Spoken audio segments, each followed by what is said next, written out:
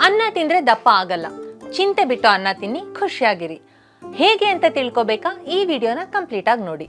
ನಮ್ಗೇನಾಗಿದೆ ಅಂದ್ರೆ ಅನ್ನ ತಿಂದ್ರೆ ದಪ್ಪ ಆಗ್ತೀವಿ, ಕಾರ್ಬ್ಸ್ ಇಂಟೆಕ್ ಜಾಸ್ತಿ ಆಗುತ್ತೆ ಅನ್ನೋ ಭಯ. ಅದಕ್ಕೆ ಸರಿಯಾಗಿ ದಿನಕ್ಕೊಬ್ಬೊಬ್ರು ಕೊಡೋ ಟಿಪ್ಸ್ ಬೇರೆ, ಆದ್ರೆ ವಿಜ್ಞಾನ ಹೇಳೋದೇ ಬೇರೆ. ಅನ್ನ ತಿಂದ ಕೂಡಲೇ ಯಾರೂ ದಪ್ಪ ಆಗಲ್ಲ. ತೂಕ ಹೆಚ್ಚಾಗೋದಕ್ಕೆ ನಾವು ಅನ್ನ ತಿನ್ನೋ ವಿಧಾನ ಹಾಗೆ ನಮ್ಮ ಲೈಫ್ ಸ್ಟೈಲ್ ಕಾರಣನೇ ಹೊರತು ಅನ್ನ ಮಾತ್ರ ಅಲ್ಲ. ಹಾಗಾಗಿ ಸುಮ್ನೆ ಅನ್ನನ ವಿಲನ್ ಮಾಡಬೇಡಿ. ಅನ್ನ ನಮಗೆ ದಿನ ಇಡೀ ಕೆಲಸ ಮಾಡೋದಕ್ಕೆ ಬೇಕಾಗಿರುವಂತಹ ಶಕ್ತಿಯನ್ನ ಅಂದ್ರೆ ಕಾರ್ಬೋಹೈಡ್ರೇಟ್ಸ್ ಗಳನ್ನ ನೀಡುವಂತಹ ಅತ್ಯುತ್ತಮ ಆಹಾರ.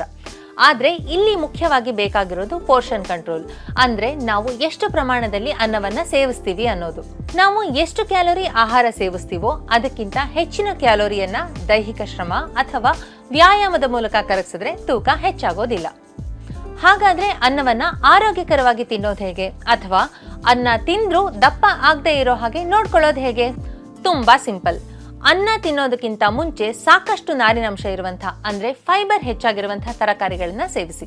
ಅನ್ನದ ಜೊತೆಗೆ ಪ್ರೋಟೀನ್ ಇರುವಂತಹ ಬೇಳೆಕಾಳುಗಳನ್ನ ಸೇರಿಸಿ ಮಿತವಾಗಿ ಆಹಾರ ಸೇವಿಸಿ. ಜೊತೆಗೆ ಬಿಳಿ ಅನ್ನಕ್ಕಿಂತ ಬ್ರೌನ್ ರೈಸ್ ಅಂದ್ರೆ ಕೆಂಪು ಅಥವಾ ಕಂದು ಅಕ್ಕಿಯನ್ನ ಬಳಸೋದು ತುಂಬಾ ಒಳ್ಳೆಯದು. ICMR ಮಾಡಿರುವಂತಹ ಸರ್ವೆ ಪ್ರಕಾರ ದಕ್ಷಿಣ ಭಾರತದಲ್ಲಿ ಶುಗರ್ ಸಮಸ್ಯೆ ಹೆಚ್ಚಾಗೋದಕ್ಕೆ ಬಿಳಿ ಅಕ್ಕಿ ಅನ್ನ ಮತ್ತೆ ಅದರ ಜೊತೆಗೆ ಬೇಳೆಕಾಳುಗಳು ಹಾಗೂ ಪ್ರೋಟೀನ್ ಯುಕ್ತ ಆಹಾರಗಳನ್ನ ತುಂಬಾ ಕಡಿಮೆ ಪ್ರಮಾಣದಲ್ಲಿ ಸೇವಿಸೋದೇ ಮುಖ್ಯ ಕಾರಣ ಆಗಿದೆ. ಆದ್ರೆ ಬಿಳಿ ಅನ್ನಕ್ಕೆ ಹೋಲಿಸಿದ್ರೆ ಬ್ರೌನ್ ರೈಸ್ ನಲ್ಲಿ ನಾರಿನಂಶ ಅಂದ್ರೆ ಫೈಬರ್ ತುಂಬಾ ಹೆಚ್ಚಾಗಿರುತ್ತೆ. ಇದು ನಿಮ್ಮ ತೂಕ ನಿಯಂತ್ರಣಕ್ಕೆ ಸಹಾಯ ಮಾಡುತ್ತೆ.